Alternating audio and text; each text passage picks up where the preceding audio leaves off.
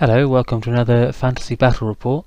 This is a 6,000 point monstrous confrontation, and it's an end times battle, so 50% Lords and Heroes. I'm using Undead Legions, and my opponent's using Legions of Chaos.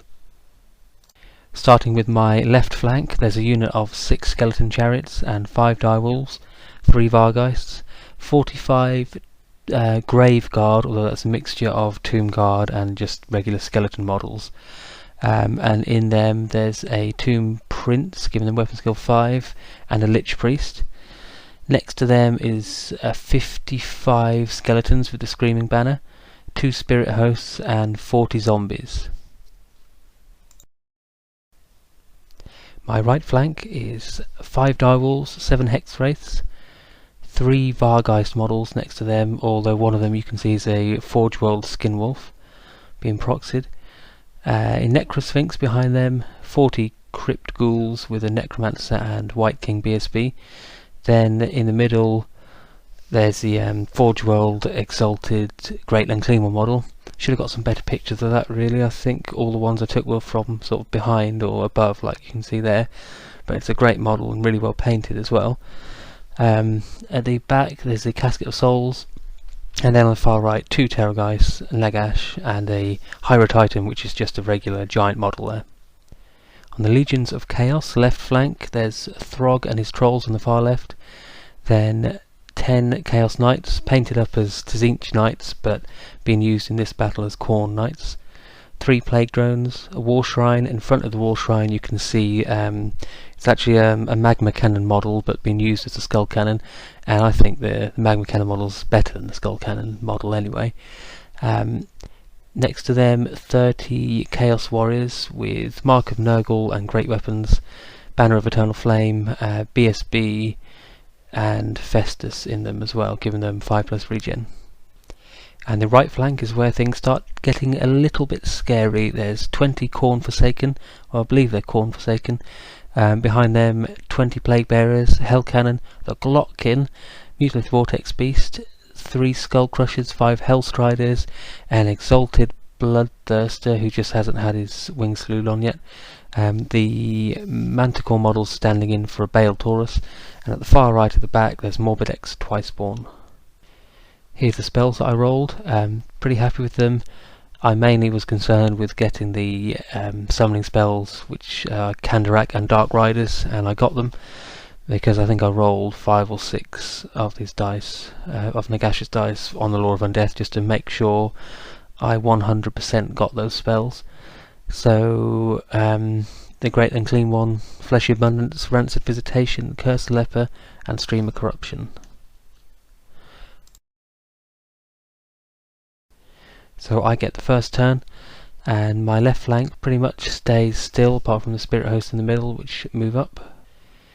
And on the right flank, both units of Vargheists fly up to threaten the Skull Cannon, and one of the Terrorgeists throws himself forward in range to scream at the Knights, and obviously he's going to die next turn, but hopefully lure those units a bit closer, and the other Terrorgeist, the Necrosphinx and Nagash, can deal with them. Nagash I placed over there because it seems to be the only safe place from the Skull Cannon behind those buildings. I don't want to take any chances with him. Likewise with the Hierotitan, who I'm pretty much just using to give him the boost to cast.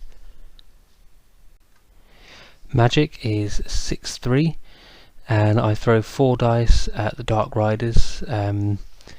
There's 4 dice there, and the blue dice is the plus D3 from the Hierotitan, and I get a 666. So miscast straight away with my first spell.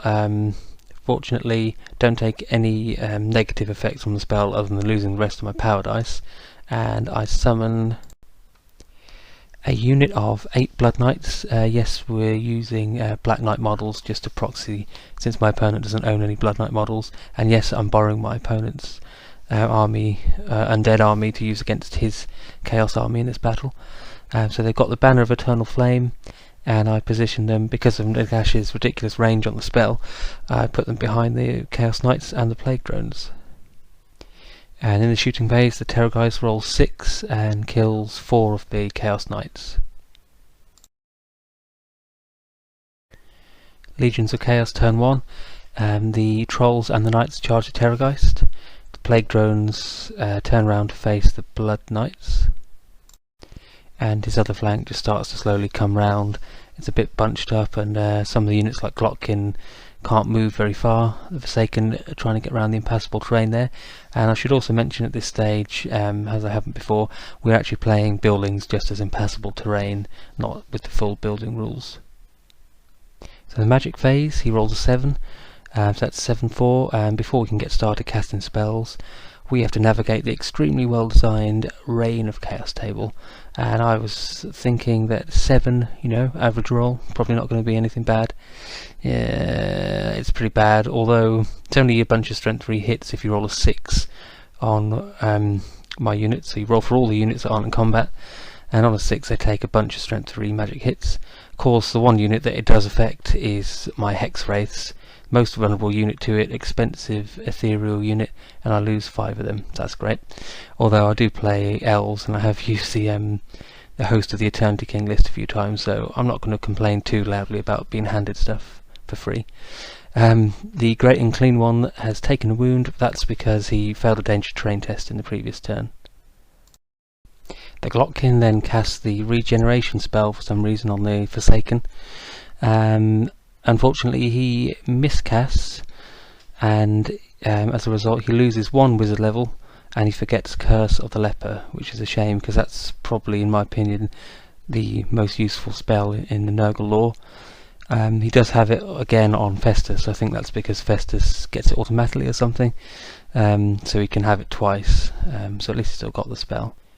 In the shooting phase, the Skull Cannon shoots at the Terrorgeist and causes 2 wounds, and the Hell Cannon fires at my Exalted Greater Unclean one.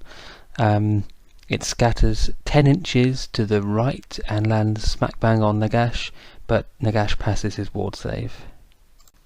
Also in the shooting phase, something I wasn't expecting, the plague drones have some kind of shooting attack. I can't remember what it does. I think it's poisoned, but I think with a bit of luck, and I fail some armour saves, and 2 blood knights die, although that's a free unit, so I'm not fussed about that. And as you can well imagine, in the combat phase, the trolls and knights easily destroy the Terrorgeist.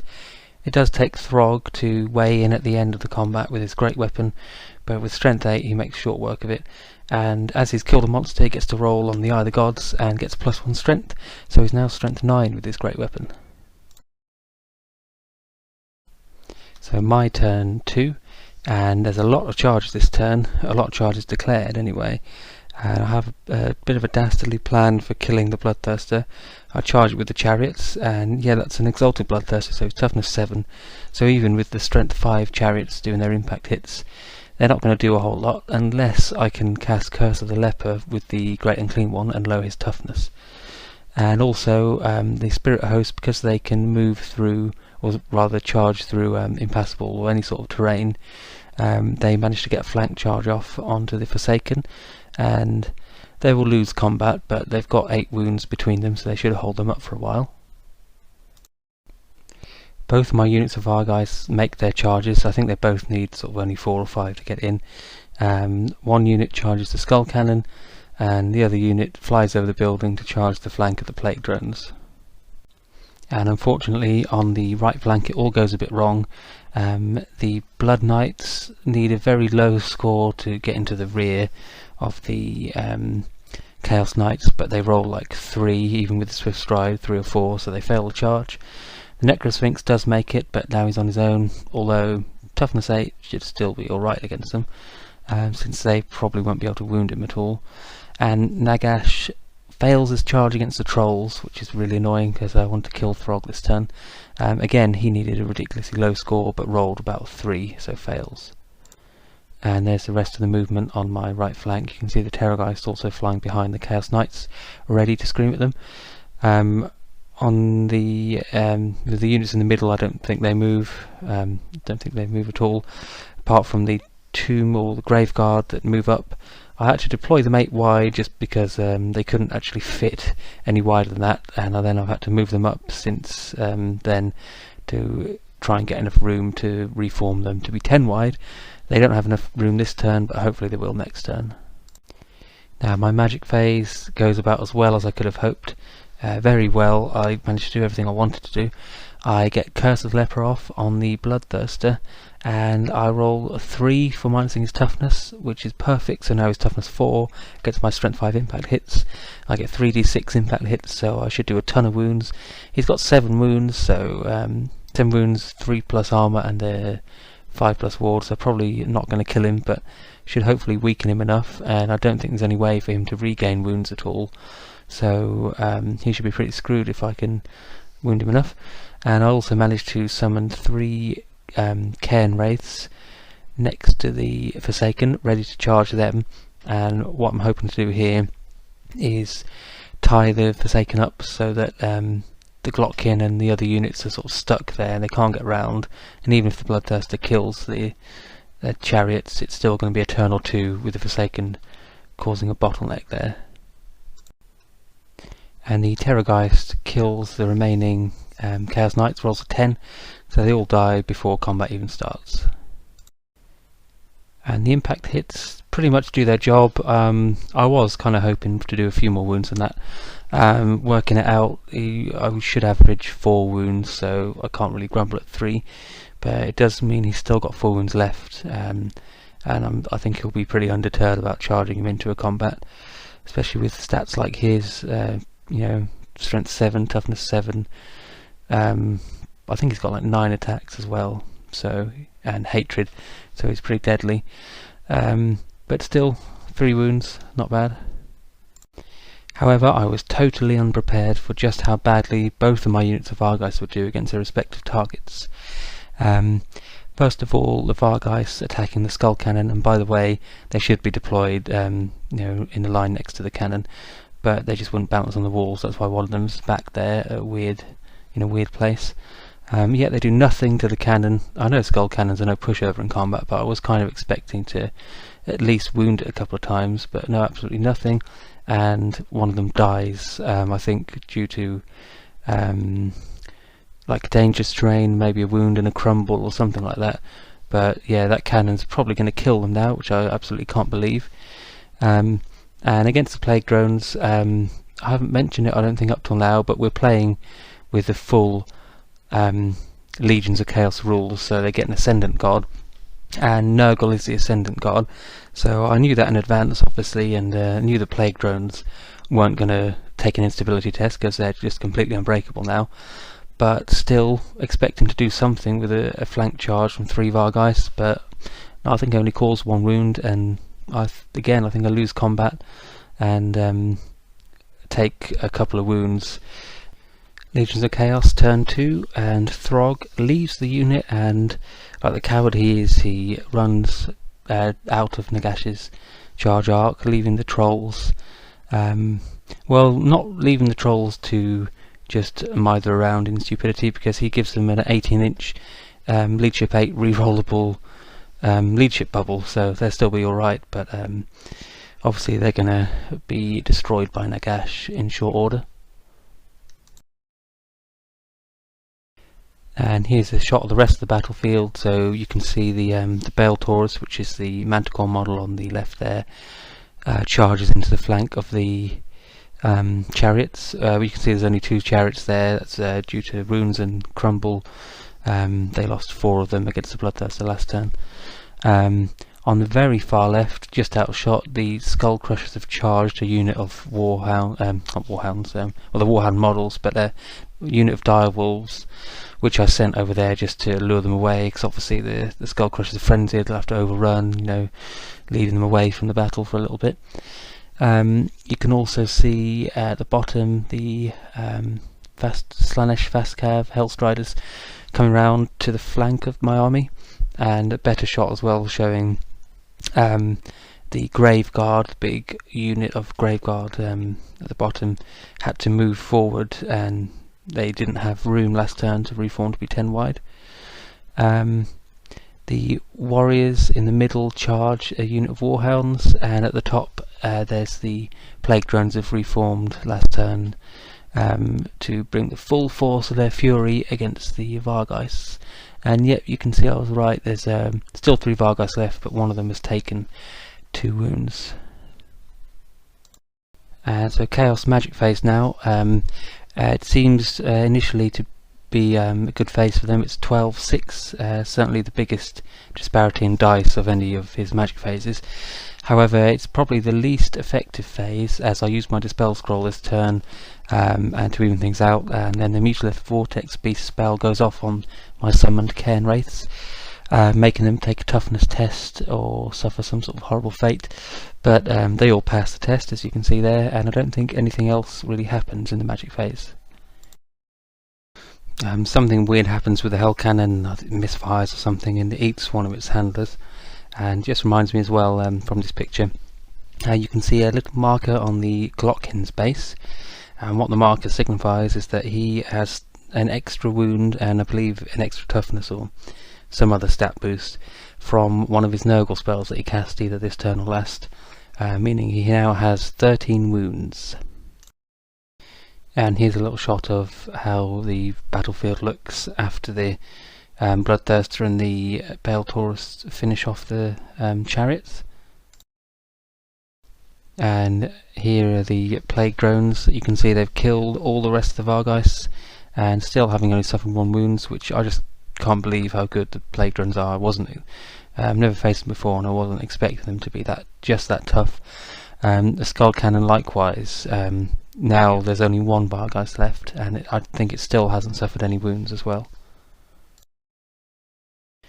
So I charged the Graveguard into the Balesword, as that's a lot more reliable than charging the Bloodthirster, although given the choice I would much prefer to try and charge the Bloodthirster and get the points for him. But yeah, Balesword is what, a couple of 100 points, 250 maybe. I don't think it stands a chance against that unit really. And the Cairn Wraiths charging to the flank of the Forsaken. Nagash finally gets to make his charge against the Trolls. The Great Unclean One and the 2 Hex Wraiths charge that massive block of Chaos Warriors. The Necrosphinx flies round to the flank, and the Blood Knights reform to face the Plague Drones. Here's the Hyro Titan getting out the way of Throg, and now I've got to explain that there's a Stonehorn on the field, which is actually not Stonehorn. It's representing a Greater Chaos Spawn, which you may have noticed was in my list. I don't think this has been in any shots yet, so it may have done, but it came on in turn 2. And for some reason, because this was such a huge battle and there's so much to think about, I actually forgot to deploy this at the start of the game, and my opponent allowed it to come on in reserve from turn 2, which it did, and it's now making its way towards Throg. My magic phase is 11-6 thanks to the casket, and you may have noticed my opponent only has special character wizard, so he has no Dispel Scroll, which combined with the casket and level 5 Nagash has given me a pretty big head start in the magic phases. But still, it's not the best magic phase. I managed to get Light of Death off on Throg, causing 2 wounds, and I cast the whatever the Nurgle spell is that increases your regen, giving the Great Unclean One a 3+ regeneration save, although little do I realise that that's useless, because the Chaos Warriors, as I'm about to find out, have the banner of Eternal Flame. The Terrorgeist screamed at the Skull Cannon, causing 2 wounds, so finally got some damn wounds on that damn skull, damn cannon, damn thing, damn. But yeah, I don't know why I did not charge the Terrorgeist into the rear of the Skull Cannon. I would have got +1 combat res for charging, +2 for being in the rear. I could still have screamed at it and caused those 2 wounds, and with toughness 6 it probably is not going to do anything to the Terrorgeist. And that probably would have been the end of the cannon, but I didn't think of doing that. So, and in the combat phase I learn how badly I judged this situation, and just could not believe the devastation that my Graveguard suffered at the hands of this foul beast called a Balesword, which is in the Storm Magic book. I think it's also available in the Chaos Dwarf list in Hammercon. but it is absolutely horrendous, and it's pretty much designed to destroy these great weapon wielding units. It's toughness 6, but you get -1 to wound it, so it's effectively toughness 7 in combat.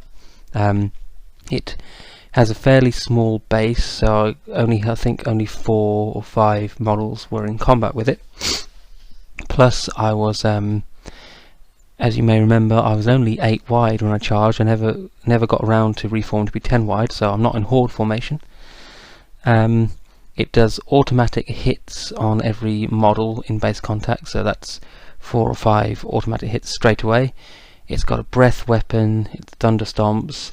It didn't even hit with any of its attacks, so it's got 4 or 5 attacks. It didn't hit with any of them, and with crumble and the actual kills that it did, you can see it's taken out about half of the unit there.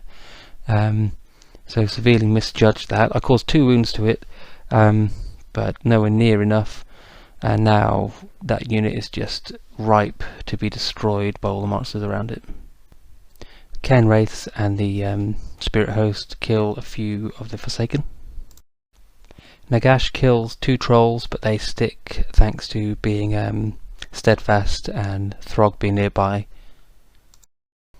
And this combat does go slightly better for me though. Both the Hex Wraiths die to the Exalted Hero and his magic sword, but the Exalted Great Unclean one then allocates, well, he has 6 attacks, he allocates 3 each onto 3 onto Festus, 3 onto the Exalted Hero, gets hit through, auto wounds, they fail whatever saves they've got, and he kills both of them with his d6 wounds.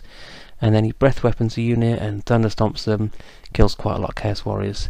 And obviously it wouldn't have mattered if he had lost, because when he takes a wound he obviously doesn't lose combat, but he's unbreakable due to Nurgle being the Ascendant God. So Chaos turn 3, and here's the inevitable sandwich that the Grave Guard find themselves in. They've got Morbid X Twiceborn charging them. The what are they called again? Hellstriders managed to get into the flank just about, and looks like the Vortex Beast also gets a flank charge on them, so they're dead. The Bloodthirster charges the Cairn Wraiths, and Throg charges into the Greater Chaos Spawn. The Plague Drones charge the Blood Knights, and the cannon, I guess it killed the Vargeist in the previous turn, and it now turns around to fire at that Terrorgeist. I don't remember anything about Magic Phase. I think that's pretty uneventful, so onto shooting, and the Skull Cannon misfires. I don't think anything. Yeah, it misfires, so it can't fire this turn or next turn, so I was very pleased about that. The Hell Cannon's not quite so useless though, and it gets a direct hit onto the ghouls, killing a lot. Something like 15 ghouls die, and the Necromancer also takes a wound because he fails his Lookout Sir. Haven't arranged, I can be bothered to arrange the unit right there and then, but you can see how many have died. Nagash disappointingly only kills 1 troll this time, and they still stick around because they've still got rank, so they're steadfast, and Throg is still alive. The Plague Drones, one of them dies, but they kill a few Blood Knights in return, and obviously very annoying that the Blood Knights are crumbling when they lose combat, and the Plague Drones just don't care because they're unbreakable. And Throg uses his breath weapon on the spawn, causing 2 wounds, but then before he can bring his great axe to bear on the brute, the spawn with its 2d6 plus 1 strength 7 attacks, it's got Michael Corn, it takes his remaining 2 wounds off and kills him. And here's a shot of the pile up in the middle of the board. The Bloodthirster killed the Cairn Wraiths, obviously causing the Spirit Host to crumble and freeing up the Forsaken, although free to do what, because they're still stuck there and they can't get through that gap, and the Plague Bears and War Shrine are also stuck behind there. The Great Unclean one has killed quite a lot more Chaos Warriors, although it is relying on its good rolls on Thunderstomp because it hits them on 5+, since it's only weapon skill 4. And of note as well, in the Storm of Magic book where we got the Exalted Demons rules from, for some reason they decided not to include the mark of the appropriate god on the demon.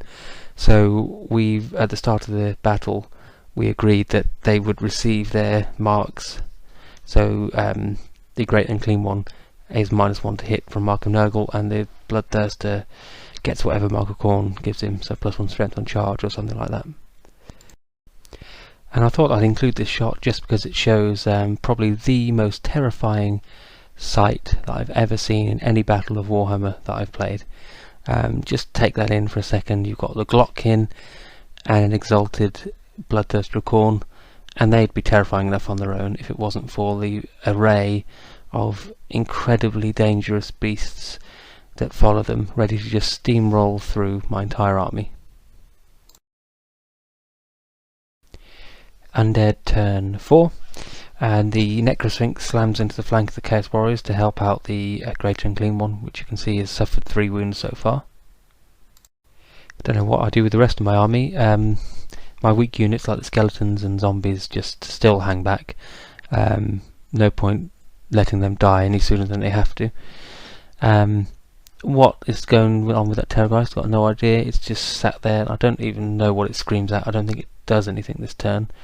Don't know why I didn't charge the cannon with it. Nagash is still in combat with the Troll, I think. And in the magic phase, I go crazy again, managed to summon another unit of 10 Blood Knights. They just seem to be the obvious choice for me because the spell is only 16 plus to cast, unlike Kandarak to get Terrorgeist, which is 24 plus, so it's actually not that difficult for him to summon that unit. And so it's 9 Blood Knights with the Banner of Swiftness. I mean, a unit of 9 Blood Knights is incredibly powerful, and to have one for free is just insane. Although neither unit of Blood Knights really performed very well, I feel, in this battle. They didn't do a lot, certainly not what I'd expect them to do. You know, that's almost 1,000 points of free Blood Knights I got, and the effect they had on the battle wasn't great. And in the combat phase, the Great Unclean one and the Necrosphinx kill enough of the Chaos Warriors so that there's only 4 left. Or, yeah, I think there were 5 wide, so there were 4 left, so they weren't steadfast, and the Necrosphinx ran them down and ran into the Plague Bearers. Not the ideal target for Necrosphinx since they got poison attacks, and annoyingly it's also blocking the Great Unclean one from really doing anything other than turning around or backing up by the looks of it. So that's not the best, but on the plus side, that big unit of Chaos Warriors is destroyed, and that's a lot of points, so I was very happy about that. Okay, so it's Chaos turn 4, and here comes a steamroller. The Bloodthirsters charge into the Bloodthirster charges the zombies, and the Baletaurus and Hellstriders charge the skeletons. Again, nothing really to say about the magic phase. It's a pretty tame one. It's 1 to shooting. The Hell Cannon aims at the Greater Chaos Spawn. It misfires, and it has its own special misfire chart, so it rolls on that, gets a 6, which means it can't fire for the rest of the game, but that one shot is resolved as a hit. And so it hits the Chaos Spawn and rolls a 1 to wound, so it doesn't do anything anyway. The Necrosphinx takes 2 wounds in combat and kills 2 of the Plague Bearers, so I'm not holding out a lot of hope for that to withstand them for very long, since they've got poison attacks and the ranks, and I presume they've got some sort of standard by the look of it. They're just going to grind it down even with the -1 till they crumble. Haven't seen a shot of it yet, but I assume by this point that Nagash has murdered all of the trolls as well. I know he did that fairly. I mean, it took a while to kill them, but once Throg was dead, I think they fled and he ran them down. I think that's what happened. And the Skull Cannon legs it away from the Blood Knights. It's Undead turn 5 now. Obviously this is a massive battle, but the turns are going by quite fast, and there's not a lot to comment on them now because so many of the units are blocked off from doing things, and there's a lot of units also not doing much and not in combat, like the Forsaken, for example, and Unclean. Anyway, so Undead turn 5, the Blood Knights charge the rear of the War Shrine. The Great Unclean one turns around to face the Bloodthirster, ready to charge him and cut his head off. And I bring Nagash out from his hiding place behind the buildings so that he can be in range of the hated plague drones, who I hate with a passion. And I think I had sort of a half formulated idea of casting I think it's the Shem's Burning Gaze, the magic missile, which can be strength 6. I don't know what 2d6 strength 6 hits would have done, if that would have killed them or not, but I just forgot about that anyway, and he's left in the open for no reason, doing nothing, which I may regret later, but we'll see if that happens. And the Blood Knights destroy the War Shrine, and they overrun and hit the side of the Plague Bearers like so. And at the end of that combat, after combat reform, the Plague Bearers, yeah, they're unbreakable, but they're taking a lot of casualties, and I've got a feeling that that unit's not long for this world. Here's what I rolled with my zombies to hit the Bloodthirster. So yeah, needed 5 to hit, and no wounds got through, but I thought that was a pretty impressive roll. It's the Bloodthirster and the zombies after combat. There were 40 zombies, and now there's a lot less than 40 zombies. And things are going a bit slower for the Balesword and the Hell Striders. Skeletons, yeah, they're not great, but they get their parry save here and there, which saves a few, and they've also got their 5+ armour against the Hell Striders attacks. So it's a bit... they're a lot more resilient than zombies, more than you'd think, considering both of them are just very rubbish combat units. Zombies just die ridiculously fast, even compared to skeletons. So it's Chaos turn 5. The Hell Cannon charges the flank of the Blood Knights. Hadn't really thought about it. I know it's a monster and it's pretty good in combat, good stats, but and also it couldn't even shoot at that stage anyway, but yeah, I didn't really think about it getting the flank there. And the Plague Drones, having previously killed the last of the Blood Knights, the other unit of Blood Knights that are summoned, which you saw, they get into the rear of those Blood Knights. So I think the Necrosphinx has only got 1 wound left as well. So I'm not sure whether I will be able to kill the unit of Plague Bearers after all.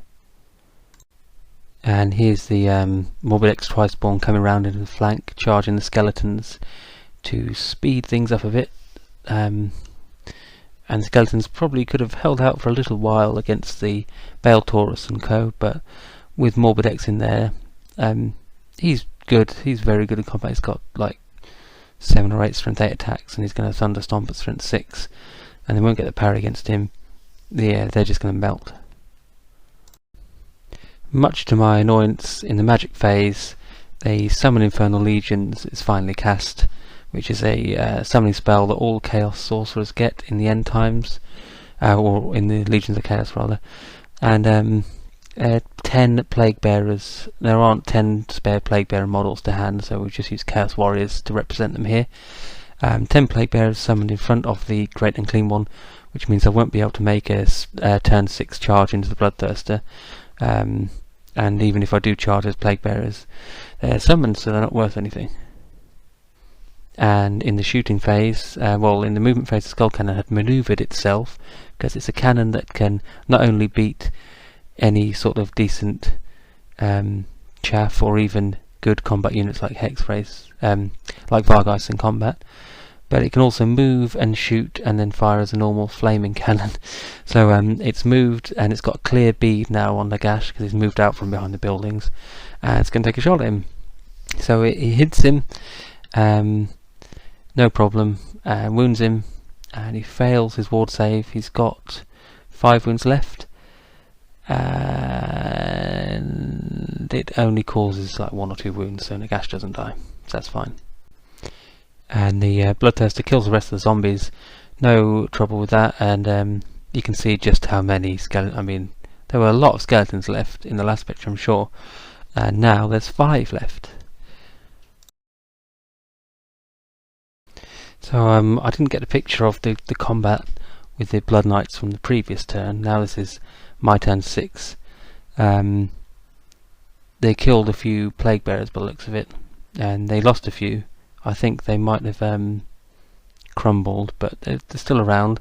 Anyway, my turn 6, I don't have a lot of units left to move or do anything with, so straight on to magic really.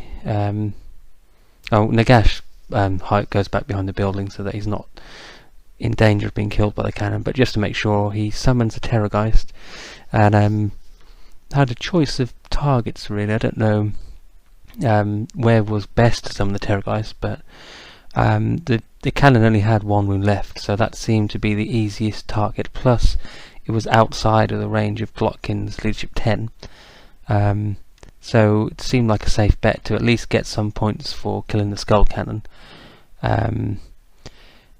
In hindsight, maybe it would have been better to take a risk and maybe try and kill. We could have killed the Bloodthirster, but that would have required a very good roll, and most likely wouldn't have done anything. I mean, this is my turn 6, so really last ditch effort to at least get some more points. And it does kill the Skull Cannon quite easily. Chaos turn 6, and the Blood Knights are finally killed, and as is the Necrosphinx, which I think may have died the turn before, to be honest. I'm not 100% on that. So the Plague Bearers did survive with 4 models left. And also Chaos turn 6, Morbidex and the Bale Taurus charged the flank of the ghouls. I didn't want to risk all of the ghouls dying due to crumble, so I challenged out Morbidex with a Necromancer and sacrificed him, so he died, but it meant that they didn't kill the unit. I don't know whether they would or not, but I didn't want to take that chance on losing another 400 points. Something I forgot to mention is you'll notice the spawn is no longer there. That's because at some point in, I think it was the combat with when Morbidex was in the flank of the skeletons, I thought that it would be maybe not a good idea, but at least interesting to charge the spawn into Morbidex.